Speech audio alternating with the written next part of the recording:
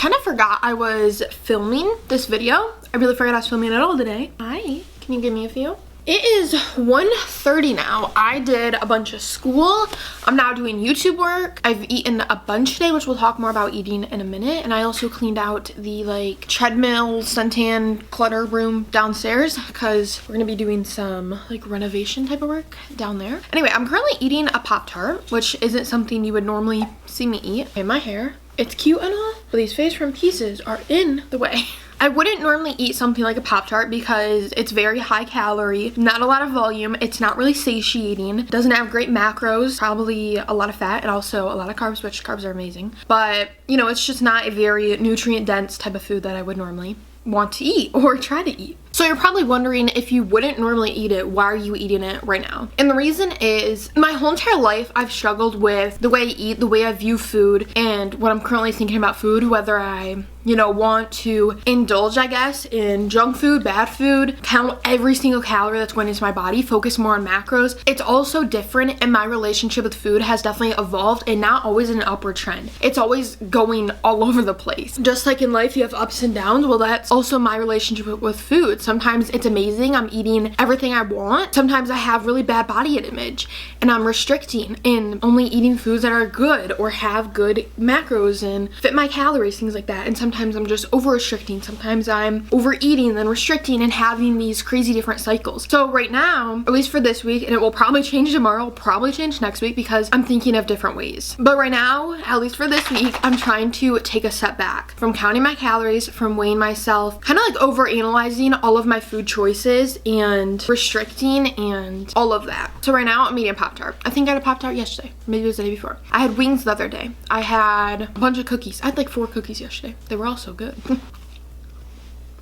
As I said, my relationship with food has always gone in waves of being good and sometimes bad, you know, in the middle of the two extremes. But I was also feeling this way last week. So last week what I did is I tried to have my like breakfast, coffee, and all my other meals besides my dinner the same, and then switch up my dinners. So I would either have quesadilla, like chicken quesadillas, which are so good, burritos, tacos, burrito bowls, chili, Alfredo, just something that is more a regular dinner that like families would have at dinner time. Just so I was being good with all my meals, and all the other meals throughout the day were very, you know, good amount of calories with amazing nutrients and good like macro friendly, I guess, meals. And then like indulging and letting myself have foods that I would usually restrict in my meal of dinner, which that did definitely work, but I was also, I don't know, it just didn't work completely. So I'm still trying to find the best approach for me in terms of food and the way I approach food. I'm also really trying to focus less on the numbers, and that's why I'm not counting every calorie right now,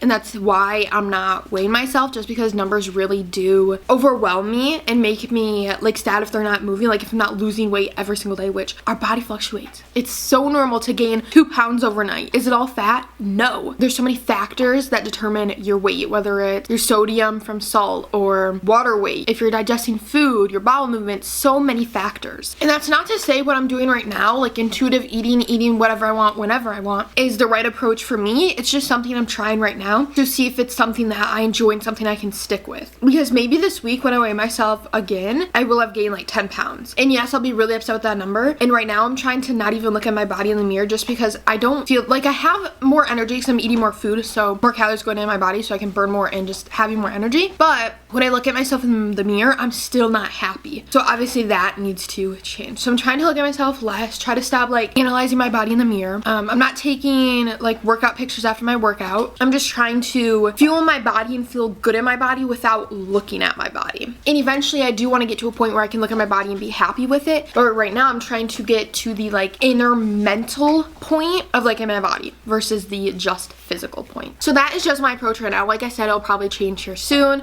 I'm just trying to figure out a bunch of different ways to figure out which like approach is best for me. I wanted to give a slight update after our talk. It's 3:45 and I've been editing a lot. I'm also watching some Station 19, but I just made some Alfredo. We have penne pasta, some ground turkey, which is 937, and I put some Alfredo sauce on top.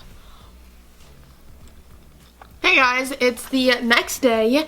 Yesterday, I actually did not end up going to the gym. I just made some more Alfredo, this time with angel hair pasta instead of penne pasta. I have just been on a chicken Alfredo kick. So this time I have 2 pieces of bacon on top. I still need to break them apart so they're bacon bits. And then I have some Tyson chicken breast and ground turkey. And then obviously Alfredo sauce and noodles.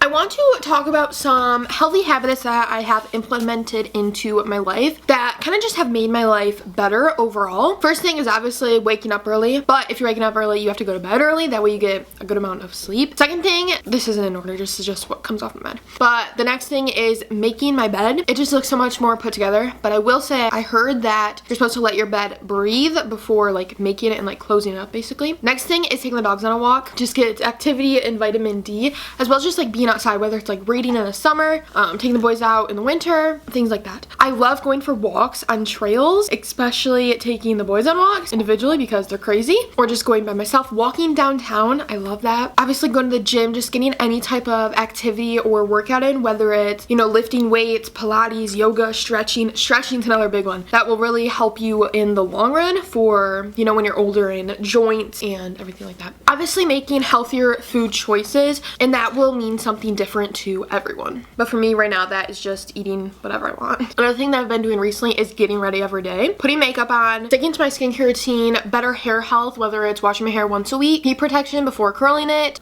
less, putting less heat on my hair, overall just things like that. Just things that have overall helped my body and my health and overall wellness, I guess. I think I'm gonna show you guys the rest of the day. We'll do like little montages and whatnot. I just wanted to, you know, I didn't want this video to be 5 minutes long. With one game, team